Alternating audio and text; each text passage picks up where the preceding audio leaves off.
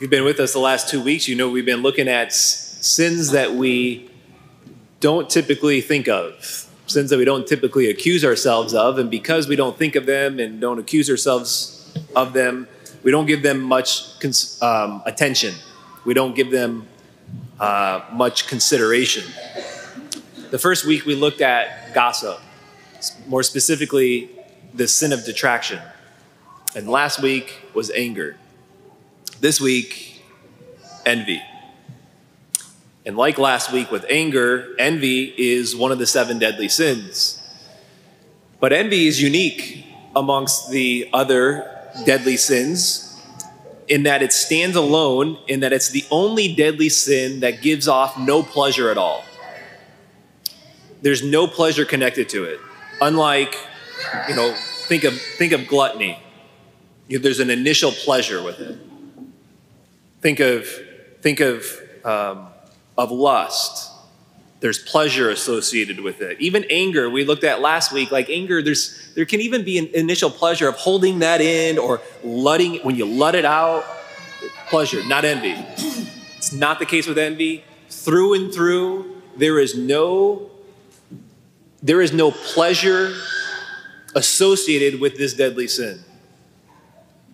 We feel rotten all the way through and really feel it. There's, I was looking up this past week that neuroscientists find that when we envy other people, it stimulates the brain's anterior cingulate cortex, which is the part of the brain that's associated with both physical and mental pain.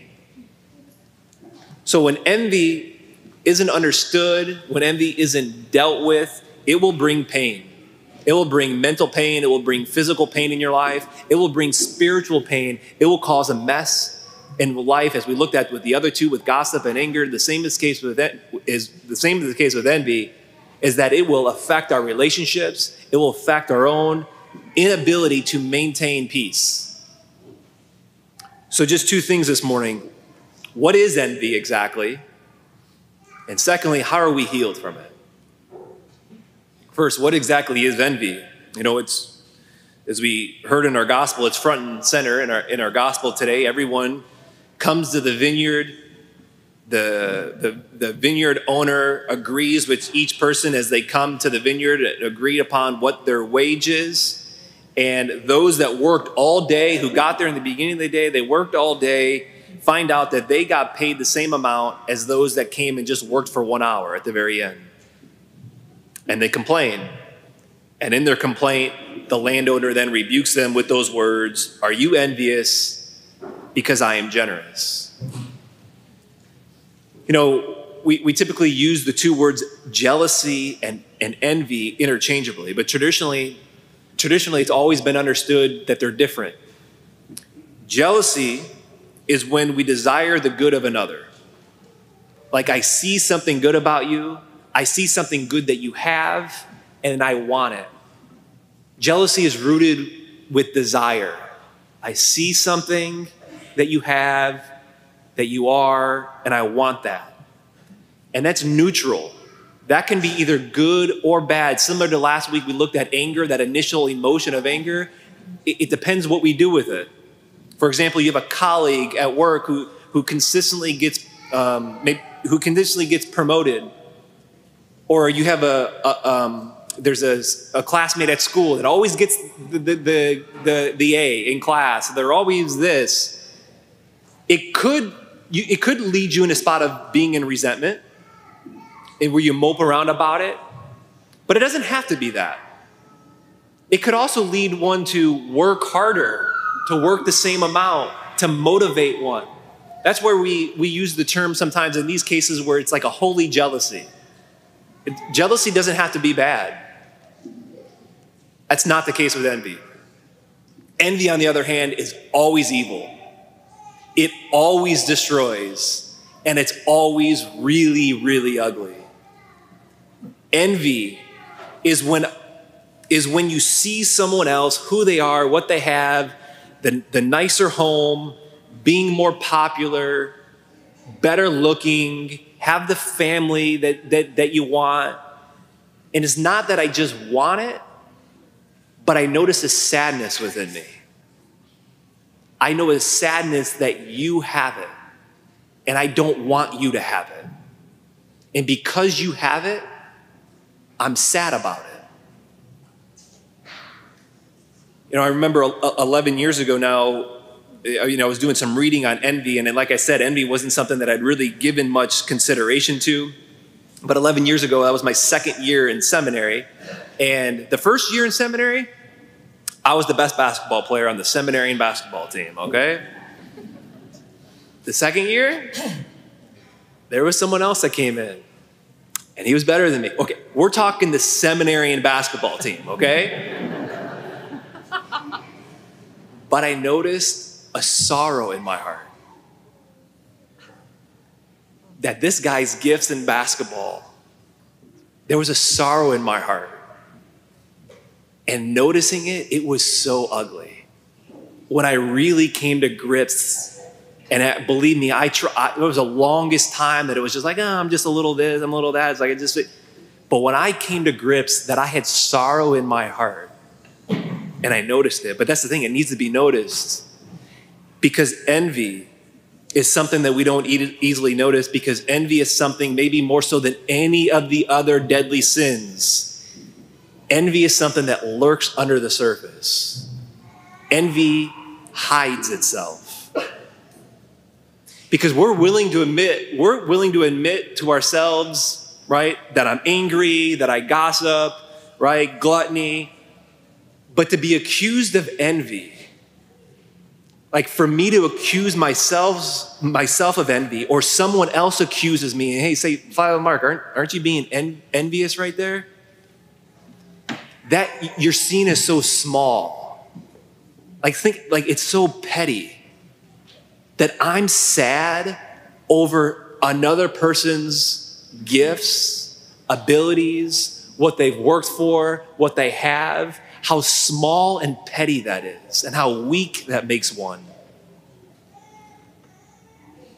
And it's not just that way, it also goes the other way of when somebody who's somebody that's higher up, if you will, in your mind that falls, we like to hear about it. You know, that's what sells. That's what sells the papers, right? Or that's what gets the clicks on articles. It's like when you see the celebrity or the actor or the athlete that's at the peak, and then something happens, they fall. It's like, I want to read about it. I want to hear about it.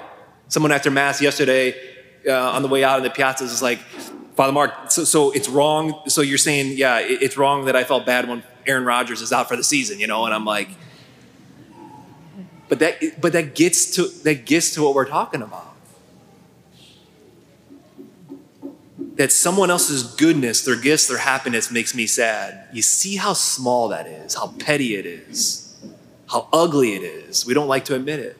We don't like to admit the envious parts in our hearts. Saint Cyprian wrote a book on envy, and this sentence here just sums it up, I think, beautifully. He says, "What a gnawing worm of the soul envy is. What a plague spot in our thoughts. What a rust of the heart to be envious of another, to turn the advantages of others into our own mischief, into our own sadness." Envy is like the gnawing worm of the soul. What's he saying? He's saying it eats away at our insides. It leads to persistent feelings of discontent, of negative attitude, of a negative emotion. Envy is described as a plague spot in our thoughts. What's it do? It contaminates our thinking. It leads to bitterness. It leads to resentment and negativity. And lastly, he says that envy is a rust of the heart, right? That is, it corrodes our capacity to love. It corrodes our ability to be in communion, right? Content, for us to be content with our abilities and what God's given us, the things that are right below our nose. Envy is a happiness killer. It's a joy killer. So now that we feel all good about envy, right? How are we healed from it? Got 4 things to offer here. First, practice gratitude. all the great minds. Aristotle talked about the great antidote of envy is gratitude. The saints, gratitude. Secondly, stop looking so much. Dante, in his classic Purgatorio, describes the punishment for those that are in purgatory, from the sin of envy. And you know what the punishment is? The envious had their eyes sewn shut with wire because they spent their time on earth causing discontent in their own heart and sorrow and leading them to sin because they're always just looking around at others, comparing themselves. So their punishment was that their eyes were sewn shut with a wire. We live in a culture of envy. Maybe unlike of any other time in the course of human history, we have eyes constantly on other things and other people and what they have. If you can be on social media and on Instagram and swipe and be on Facebook and it doesn't lead your heart to a spot of sorrow, okay, more power to you. But if you notice that when you're on there that it leads to sorrow and sadness, get off of it. Or at least to lessen your time on it. Maybe you have to block certain people on there that's causing your heart to be envious. Third is to note who you're envious of. We're not envious of everybody. And who you're envious of and tempted to be envious of is different than who I'm tempted to be envious of, and is different to the person that you're sitting next to. Why is that? Because we envy the people who have the thing we use to justify ourselves. It points to our own insecurities. That's who we envy. The people who have the thing that we use to justify ourselves. So go back to the example for me in basketball. Like it revealed of where I placed my identity, right? Is getting the accolades, like how I performed in athletics and getting noticed in athletics. And so then when someone comes along that took the praise or the glory or the attention that I used to got the first year. Again, we're talking seminary and basketball, right? But that I didn't get year two. Well, it revealed the spot where the low self-esteem that I had, an insecurity there in that spot of where I needed the Lord to go, because that's the spot. That's the root of envy. Envy's up here. We want to get to the root of it. And there for me, it was like this spot of insecurity, this fear. All right, if I don't have that, then what else? Where am I going to get validation if that's not there anymore? That's the spot where the Lord wanted to heal me. So the question for all of us is, who am I tempted to be envious of? What kind of people are they? Who am I tempted to be envious of? The answer is going to reveal the area where Jesus wants to shore up. It's going to reveal the spot that he wants to secure.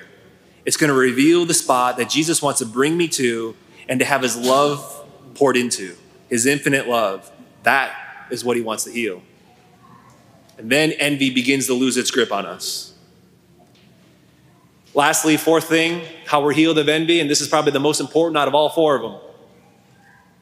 To be healed from envy is to know that we all represent those workers who are working for only 1 hour. None of us deserve or can earn our salvation. So every one of us are those workers who go in the vineyard for only 1 hour and get paid the full amount. God's generosity and what he did for us by going to the cross for the brokenness that I have in my heart, how ugly it is and how petty it is, and that I could have sorrow over someone else's gifts and blessings, that the Lord goes to the cross for that brokenness to heal and to restore and to transform.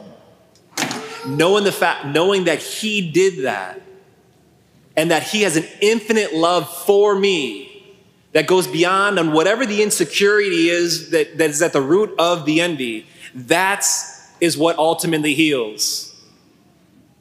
It's his infinite love that he has for us. So envy is ugly, and it causes pain. It causes mental pain. It causes physical pain. Envy is something that destroys, and envy is something that's hidden. It lies underneath the surface, and it lurks there. So acknowledge it. Pay attention to it. Pay attention of who I tend to be envious of, and see and really sit with how petty it is and how small it is and how weak I am. And when I sit with that, I can invite the Lord to pour his infinite love into that spot so that I can be healed from the root. That's a lot better option than having our eyes sewn shut with wire.